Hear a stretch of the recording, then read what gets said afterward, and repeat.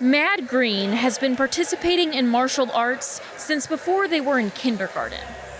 My dad was an MMA fighter, so I started punching things like as soon as I could.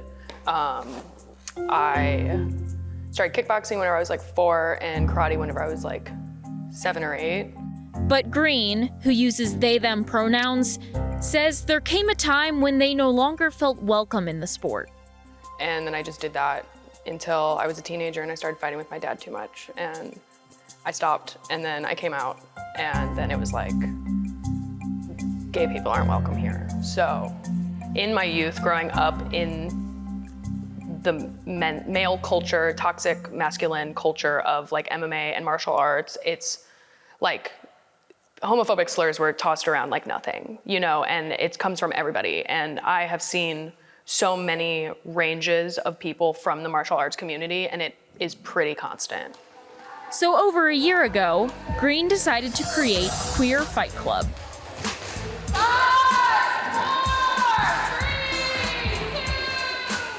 And I was like, I am sick of being the only person I know who knows how to fight, and I really want the rest of the queer people in my life to be able to fight.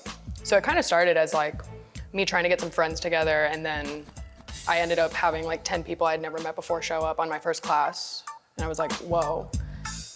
And the class has grown since then. Today is new member day at Queer Fight Club. So Green will be teaching some kickboxing basics. Got me? Sequence 1, 1, 1, 2. The very beginning is really like getting people to connect with their body and being like, you can move this way and you'll feel the difference. And it's really fun because whenever people hit mitts for the first time, they are like shocked that they could actually throw a punch. But Fight Club is a bit of a misnomer. Mad says it's really more about self-defense.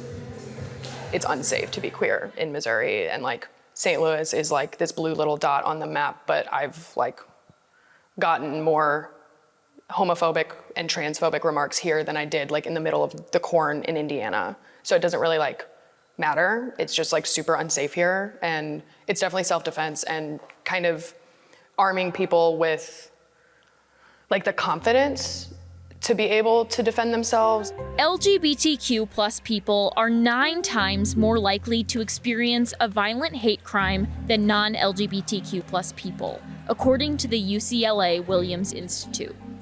I was privileged to grow up with access to education about queer issues. That being said, I do of course still live in Missouri, and so I am seeing rights actively being taken away from trans people. That's Tad Schultians. They've been going to Queer Fight Club since it began about a year ago. They say it was tough growing up queer in Missouri.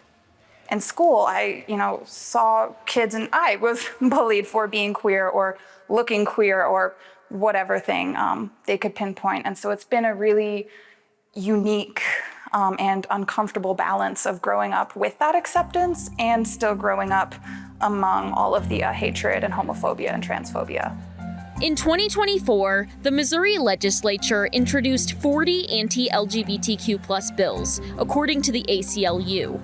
Missouri introduced some of the most anti-LGBTQ plus legislation out of all 50 states. That's why Green says the connection Queer Fight Club provides is so important. Whenever we have a new members day or new people come, I make everybody sit down and like say why you're here. And one of the most like common answers is that people want queer community. Schultians says the classes have increased their confidence. I was a very different person entering this class 1 year ago, and I feel I've grown so much, both physically, mentally, emotionally, socially. It really, Queer Fight Club has rounded out, I feel, all parts of my life. This was Cecilia Tornetto's first class. It's really difficult as a trans person to find spaces to be active in your body and also feel safe while you are being active in your body.